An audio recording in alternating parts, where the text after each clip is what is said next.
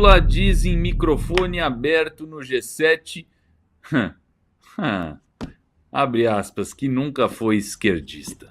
Numa conversa reservada no G7, captada por microfone aberto, o Lula diz que nunca foi esquerdista e o mundo não é de esquerda, o mundo é do caminho do meio, afirmou entre risos a chefe do FMI e ao chanceler da Alemanha. A fala não só contrasta com o discurso que ele faz para a militância, contradiz sua própria história.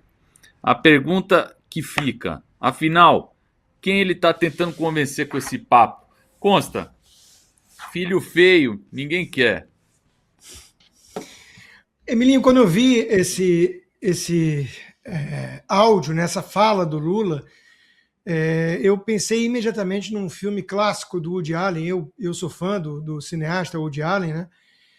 Tem gente que não gosta do estilo, enfim. Tem gente que mistura ele ser um ser humano de bosta com a sua qualidade artística.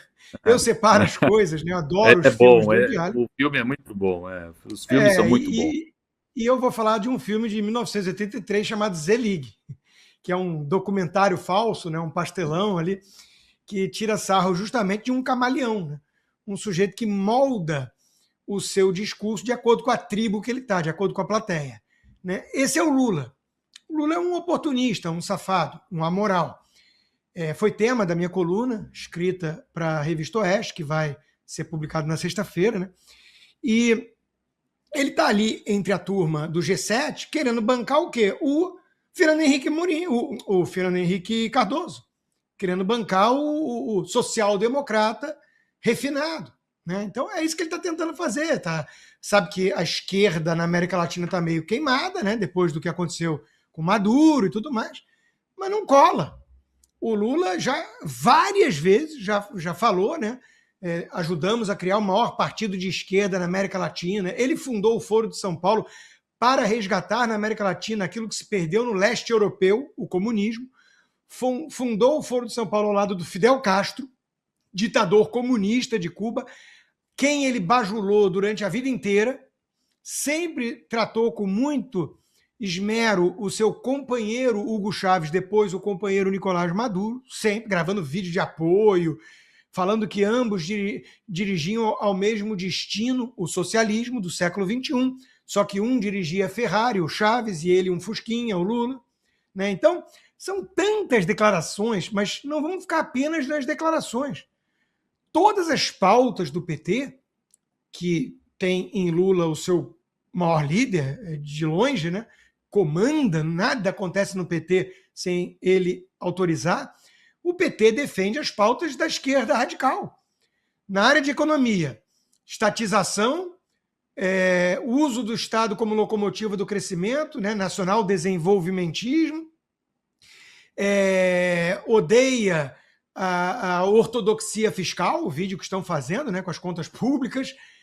O pacote todo está ali, né? Assistencialismo pesado, quer dizer, está tudo na economia, levando para mais intervencionismo do governo, que é o que a esquerda prega. E na área de costumes, legalização de drogas, aborto, né? Ataque às tradições, à família tradicional, quer dizer, está tudo ali também. É a visão esquerdista de mundo. Então, quem que o Lula engana com essa ladainha? Ninguém. Mas ano eleitoral, ele frequenta missa. Ele se diz um católico fervoroso. E para a turminha do G7, ele diz que nunca foi de esquerda. Imagina se fosse, né? Com tudo isso que eu resumi aqui. Então, resumo da ópera, Emilinho, é que o Lula é um mentiroso quanto mais, um sindicalista oportunista, mas sim, é alguém de esquerda, porque não confunda ser de esquerda com viver de acordo com aquilo que prega. Todo esquerdista que eu conheço é um hipócrita, no fundo. Vivem como os nababos, os magnatas capitalistas, né? Principalmente os artistas. Esses nem se fala. São extremamente gananciosos, que só querem acumular mais milhões, mas mantêm um discursinho a favor da igualdade. Porque, como dizia Roberto Campos, grande e saudoso liberal, eles são filhos de uma transa adúltera entre a Coca-Cola e o Che Guevara. E o filho bastardo é o Lula. Está aí, o filho bastardo. Eles gostam de três coisas que só o capitalismo oferece: cachê em moeda forte, né, em dólar, consumismo burguês e ausência de censura, porque na prática eles vivem pregando censura para os outros. Então, Emilinho não convence ninguém, mas é isso aí, é o Lula, né? Mitomaníaco e Zelig, Zelig. Vejam o filme. É muita cara de pau, bicho. PGR pede que STF rejeite revisão e mantenha os 27 anos de Bolsonaro. Defesa aponta nulidades. Para o procurador Gonê, a defesa só repete teses já rejeitadas, sem prova nova de inocência. A defesa aponta 3 nulidades: o julgamento na turma e não no plenário, a suposta coação na delação de Mauro Cid e o cerceamento de defesa. Quem decide é o relator, consta Nunes Marques, e depois o plenário. Bom, vamos lá, né? Esperado, a posição da PGR é esperada, né? De onde menos se espera é que não vem nada mesmo. O Gonê, ele é uma linha auxiliar do Gilmar Mendes, dessa turma, né? Essa questão que está sendo discutida com a relatoria do Nunes Marques é uma questão de forma, não do mérito, né? Então tem gente às vezes que confunde isso. O que está sendo discutido é se houve alguma irregularidade no julgamento. Eu não sou jurista, né? Então tudo que eu vou poder fazer aqui é palpitar, né? Eu acho que mesmo nós leigos em direito, mas que conversamos com advogados, com juristas, nós podemos perceber que houve muita coisa forçada, esquisita nesse julgamento, que a defesa tem um ponto. Ele como ex-presidente, sequer deveria ter sido julgado pelo STF, acho que não era o foro competente, muito menos por uma turma. Tinha que ter sido julgado, então, no plenário, se fosse. Né? Acho que esse é o primeiro ponto, meio óbvio até. Tudo com base na colaboração do Mauro Cid, que mudou de versão 10 vezes e não apresentou provas, nem uma minuta golpista, nem nada, né? É outra evidência de que nós participamos ali de um show trial, um julgamento teatral, como acontecia na União Soviética. Né? Então, Emilinho, eu adoraria ver o Nunes Marques ter um momento de independência e coragem e seguir apenas uma decisão técnica, como vimos agora mesmo e comentamos ainda há pouco, o André Mendonça fazer. São os dois indicados ao Supremo pelo próprio Jair Bolsonaro. Né? Seria muito bom vê-los adotando uma postura muito diferente daquela que a gente vê da turma indicada pelo PT e pelo PSDB. Né? Então, vamos ver. Agora, isso não vai prosperar, porque se tiver que a plenário depois, também acho que vai ser tudo mantido. Né? Então, mais um recurso. A defesa tem que lançar mão de todas as prerrogativas existentes, mas a gente já sabe que é uma espécie de luta em glória, né? Porque o sistema quis punir o Jair Bolsonaro, não só com a condenação de 27 anos, como com o ostracismo que ele vive hoje.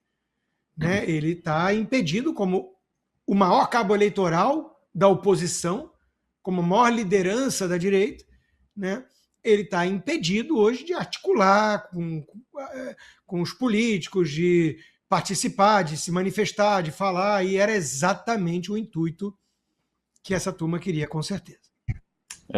Deixa eu aproveitar agora que o Pedro Pôncio está aqui conosco na linha, aqui nosso parceiro Pedro Pôncio. Eu queria ouvir dele a respeito dessa questão do Bolsonaro, né? Como consta, bem analisou aqui, suicidaram o Bolsonaro aí. A sua análise, então, por favor, Pedro Pôncio. Bom, primeiramente, boa noite, Emilinho, boa noite, Consta. Bom, toda a audiência aqui da Bradock Show, sempre uma honra estar aqui, buscando aquilo que mais importa, que é a verdade. Bom, sempre falar desse assunto é chover no molhado, mas eu não acho que é em vão. O Consta já deu uma aula aí, descreveu perfeitamente o que é que está acontecendo, e a gente sabe que é mais uma peça movida no tabuleiro 4D do jogo do sistema para que eles tirem do jogo a oposição. É isso. Eles tiraram um condenado por corrupção da cadeia para colocá-lo para competir com Jair Messias Bolsonaro, porque Bolsonaro é um fenômeno histórico que daqui a 10, 20, 30 anos talvez conseguiremos entender tudo que está acontecendo hoje. Mas o fato é que o PGR, né, senhor Paulo Gonet, ex-sócio de Gilmar Mendes. Então é sempre as figurinhas carimbadas, é sempre o advogado do Lula, é sempre o companheiro do Lula, Flávio Dino, quando ainda era magro, é sempre o Dias Toffoli, que foi, né, advogado do PT. É sempre a mesma turma que está ali lutando contra o Brasil. E o pior não é isso, o pior é o discurso, né? Porque quando você sabe que os caras maus estão fazendo maldade, até aí é compreensível. Agora, usar o nome de democracia, né? Usar o nome de defender o povo, usar o nome de soberania quando defendem. Eu sei que foi dito hoje, estava olhando a pauta aqui, a questão do Lula nos Estados Unidos e toda esse papinho de soberania. Que soberania? A gente está num país onde as facções criminosas dominam quase 20% do nosso povo. Domina o nosso território, oprime o nosso povo, oprime na escola, oprime nossos filhos na escola, oprime nossos jovens na universidade, oprimem o trabalhador com a maior carga tributária do mundo. Ou não em vão, o ministro da Economia é chamado de taxade, porque taxa o povo todo dia. E aí, em ano eleitoral, ainda vem querer tirar a taxinha da blusinha. Agora parece que colocou parte da taxa novamente. Ou seja, o Brasil é um circo a céu aberto. PGR nada mais do que querendo chancelar essa injustiça cometida contra o líder da direita, Jair Messias Bolsonaro, que é um fenômeno histórico, que tem a popularidade, que tem os votos, mas que estão cada dia mais, como o Consta bem disse aqui, não apenas tentando mantê-lo preso, mas também humilhado. Eles querem humilhar, eles querem tirar dele o capital político, e a gente sabe que o sistema ele sobrevive a partir do poder. Eles não existe vácuo no poder, eles estão o tempo todo tentando pressionar, eles não recuam, estão sempre dobrando a aposta, e eu tenho saudade daquele Brasil que ia para as ruas para mostrar que realmente o poder emana do povo, mas eu sei que a gente vê algumas luzes ali no fim do túnel, alguns Sim. posicionamentos do ministro André Mendonça, e a gente está realmente com expectativa de que esse ano o povo acorde para a realidade que o nosso país está vivendo.